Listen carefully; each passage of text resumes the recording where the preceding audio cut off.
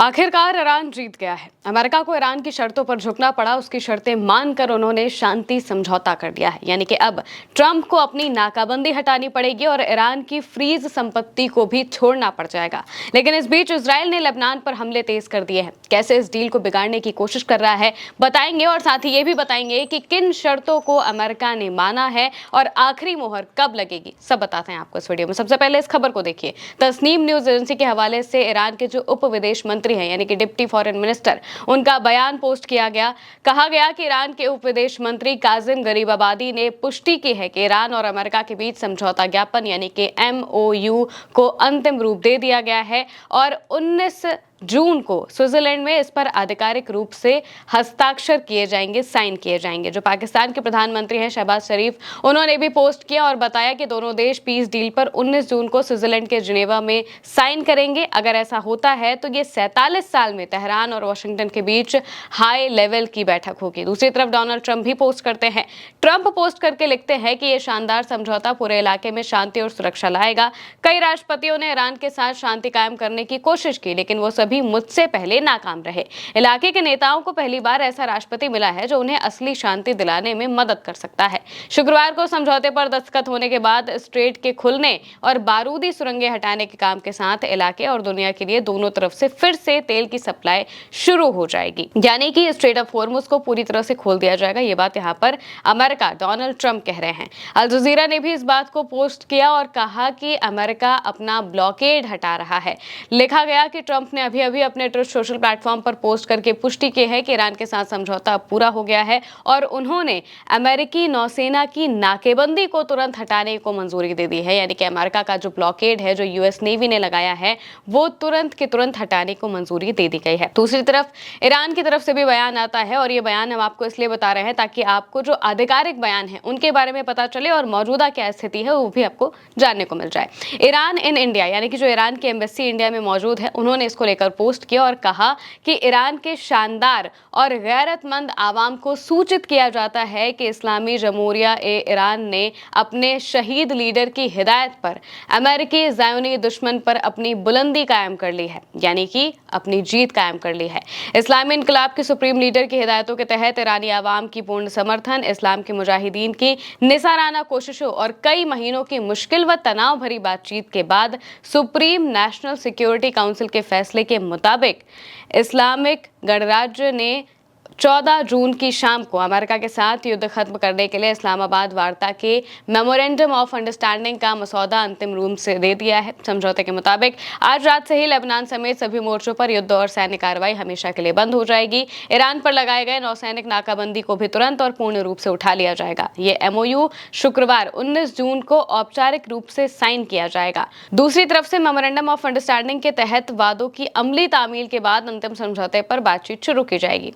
इस्लामी गणराज्य ने पाकिस्तान के इस्लामी जमहूरियत और कतर राज्य को इस प्रक्रिया में सहयोग और सहायता के लिए तहे दिल से शुक्रिया अदा करता है। यानी कि उन्होंने जो कतर है और पाकिस्तान है, इन दोनों का शुक्रिया अदा किया और ये बात बताया कि जो आखिरी फैसला है, अभी तो MOU पर साइन होगा जो कि इन शर्तों पर होगा, लेकिन इसके साथ में 60 दिनों का वक्त दिया गया है और उन 60 दिनों के अंदर जो आखिरी फाइनल अग्रीमेंट है, जो न्यूक्लियर को लेकर होना है, उस पर बातचीत शुरू हो जाएगी और उसके बाद जो उस पर साइन है वो भी किया जाएगा। यानी कि यहाँ पर ईरान ने साफ किया है कि MOU हमने अपने तरफ का जो अग्रीमेंट है वो दे दिया है, अमेरिका ने अपनी तरफ का अग्रीमेंट दिया, दोनों के बीच में सहमति बन गई और अब सहमति बनने के बाद 19 जून को स्विट्जरलैंड के जिनेवा में जो ईरान के अधिकारी है वो पहुंचेंगे, अमेरिका के अधिकारी भी पहुंचेंगे और दोनों आमने सामने बैठकर डील पर साइन करेंगे।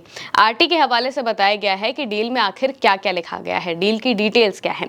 लिखा गया ईरान डील की डिटेल्स: सभी मोर्चों पर युद्ध खत्म हो, यूएस की नाकेबंदी हटाई गई, यूएस सैनिक वापस बुलाए जाएंगे, हॉर्मुज स्ट्रेट खुलेगा, प्रतिबंध रोके जाएंगे, ईरान के पुनर्निर्माण के लिए $300 बिलियन का प्लान, ईरान की $24 अरब की संपत्ति जारी की जाएगी, यानी कि आधी तुरंत मिलेगी। 60 दिन तक न्यूक्लियर बातचीत होगी, मिसाइल और रेजिडेंट ग्रुप एजेंडे में शामिल नहीं है। यानी कि ये सारी शर्तें जो कि ईरान की तरफ से थी, ईरान इन्हीं सब पर अड़ा हुआ था। हम आपको बार बार बता रहे थे कि भाई ईरान मानने को तैयार नहीं है, इसी वजह से अमेरिका का ये समझौता नहीं हो पा रहा है। ईरान ने अपनी बातें एक आखिरी बार फिर रखी और अमेरिका को इस बार ईरान की बातों पर झुकना पड़ गया, क्योंकि अब उनके पास बहुत लंबा वक्त नहीं बचा है और वो किसी भी तरह इस जंग को खत्म करना चाहते हैं। तो अभी उन्होंने इस डील पर साइन कर लिया है, जिसके तहत ये बातें बताई गई है कि सभी मोर्चों पर जंग खत्म होगी। यानी कि लेबनान पर भी जो हमले लगातार हो रहे हैं वो भी खत्म होंगे, लेकिन इजराइल इस डील के बावजूद हमले रोक नहीं रहा है, हमले लगातार जारी हैं। यूएस की नाकेबंदी हटाई जाएगी, अमेरिका के जो सैनिक मिडिल ईस्ट में मौजूद हैं उन्हें वापस बुलाया जाएगा और होर्मुज स्ट्रेट पूरी तरह से खुलेगा। ये भी कहा जा रहा है कि होर्मुज पर जो ईरान है वो अपना टोल लगाता रहेगा। इसको लेकर अभी पुख्ता जानकारी सामने नहीं आई है, लेकिन ये कहा जा रहा है कि जो वर्चस्व है वो ईरान का ही रहेगा। इसके अलावा जो आने वाले सैंक्शंस हैं उन्हें रोका जाएगा कि और सैंक्शंस नहीं लगाए जाएंगे ईरान के ऊपर, और ईरान को जो रीबिल्ड करने के लिए जो नुकसान ईरान का हुआ है उसे की भरपाई करने के लिए $300 अरब का प्लान दिया जाएगा। इसके साथ में ही ईरान की जो फ्री संपत्ति है जो अमेरिका के पास मौजूद है वो भी दी जाएगी, जिनमें से आधी संपत्ति इस साइन होने के पहले ही मिल जाएगी और आधी संपत्ति बाद में जब 60 दिनों की बातचीत होगी उस दौरान ट्रांसफर की जाएगी। जिसका मतलब ये है कि ईरान की ही सारी शर्तों पर अमेरिका को झुकना पड़ा है और अमेरिका मान गया है, ये सबसे बड़ी बात है। अल जजीरा ने लिखा कि ईरान की महर समाचार एजेंसी ने दोनों देशों के बीच 14 सूत्री समझौता ज्ञापन का हवाला देते हुए बताया है कि बातचीत शुरू होने से पहले अमेरिका ईरान की $12 अरब की जो फ्री संपत्ति है वो जारी करेगा। इसके अलावा होर्मुज लेटर ने लिखा कि ईरान का कहना है कि अमेरिका उस डील के तहत ईरान को सीधे $300 अरब का पुनर्निर्माण फंड देने पर सहमत हो गया है, जिसकी घोषणा पाकिस्तान ने की थी। इसके साथ ही $24 अरब का रुका हुआ फंड भी जारी किया जाएगा, जिसमें से $12 अरब बातचीत शुरू होने से पहले ही जारी कर दिए जाएंगे। ये ट्रंप और वैंस के उस दावे के बिल्कुल उलट है जिसमें उन्होंने कहा था कि ईरान को कोई फंड ट्रांसफर नहीं किया जाएगा। अगर ट्रंप इससे इनकार करते हैं तो इसका मतलब है कि कोई डील हुई ही नहीं थी। अगर ट्रंप इसकी पुष्टि करते हैं तो इसका मतलब है कि अमेरिका ने ईरान की मांगों के सामने पूरी तरह से घुटने टेक दिए हैं। और अब ईरान की तरफ से कौन कौन पहुंचने वाला है ये भी बता देते हैं। क्लैश रिपोर्ट ने लिखा है कि ईरान के मुख्य वार्ताकार मोहम्मद बागेर गालिबाफ और विदेश मंत्री अब्बास अराक्ची उपराष्ट्रपति जेडी वैंस के साथ समझौते पर साइन करने के लिए जनेवा जाएंगे। यानी कि अब्बास अराक्ची और ईरान के जो पार्लियामेंट स्पीकर हैं बागेर गालिबाफ, ये दोनों जाएंगे जनेवा। दूसरी तरफ से जो अमेरिका के उपराष्ट्रपति हैं जेडी वैंस वो आएंगे। वहीं दूसरी तरफ नेतन्याहू ने खुद को इस समझौते से अलग कर लिया है। नेतन्याहू ने कहा है कि हम ये समझौता नहीं मानते और हम लेबनान पर हमले करते रहेंगे। यानी कि इस डील को पूरी तरह से बिगाड़ने की जो कोशिश है वो यहाँ पर नेतन्याहू ने शुरू कर दी है। अपने हिसाब से वो इस डील को बिगाड़ना चाहते हैं और चाहते हैं कि ये डील ना हो पाए, इसी वजह से वो हमले लगातार कर रहे हैं। क्लैश रिपोर्ट ने लिखा कि नेतन्याहू ने ट्रंप से कहा है कि इजराइल खुद को प्रस्तावित यूएस ईरान समझौते के लेबनान से जुड़े हिस्से से बंधा हुआ नहीं मानता है। इजरायली सूत्रों के मुताबिक इजराइल लेबनान में सेना रखने, हिजबुल्लाह के खिलाफ ऑपरेशन जारी रखने और जरूरत के हिसाब से हमलों का जवाब देने की योजना बना रहा है। यानी कि इजराइल रुकने को तैयार नहीं है। वहीं दूसरी तरफ न्यूक्लियर को लेकर क्या बातचीत हुई है इसके बारे में भी जानकारी आई है। क्लैश रिपोर्ट ने लिखा है कि ईरान के उप विदेश मंत्री का कहना है कि 60 दिन की बातचीत की अवधि के दौरान परमाणु मुद्दों पर चर्चा की जाएगी। यानी कि 60 दिन दिए जाएंगे और इस 60 दिनों में जो न्यूक्लियर है, ईरान का यूरेनियम है, इन सब मुद्दों पर बातचीत की जाएगी। मौजूदा एमओयू में इसको लेकर कोई बात नहीं लिखी गई है। कहा गया है कि 60 दिन तक बातचीत होगी और उसमें देखा जाएगा कि क्या करना है क्या नहीं करना है।